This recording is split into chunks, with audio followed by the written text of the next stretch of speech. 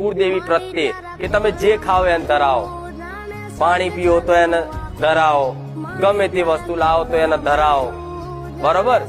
તો કે છે કે માતાજી એને ધરાવાથી શું થશે?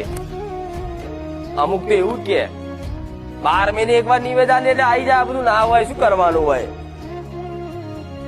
એવાનું વાપરવું. પછી કે એક દાડો જો ગોણું ધરાવવાનું ભૂલી જાય તો કે માતા મારી નાખશે, કે ગોડી છે માતા કે તમે એક દાડો કદાચ ગોણું આજે ધરાવીને કાલ ભૂલી ગયા તો તમને મારે? એટલે આવો ડર કોઈ ગાલે કે ભાઈ આ નવું કરવટું ના કરાય, આવનારી વસ્તી નહીં કરે તો આવું. આવો ડર આવનારી વસ્તી ને તમારી માતા આશીર્વાદ રૂપે અને એવી પ્રેરણા હાલ છે ને એ જાતે તમારા કરતા હારી ભક્તિ કરે. હવે વાત રહી કે કેમ માતાજીનો પ્રસાદ ધરાવવાનો, એનો ધરાવવાનો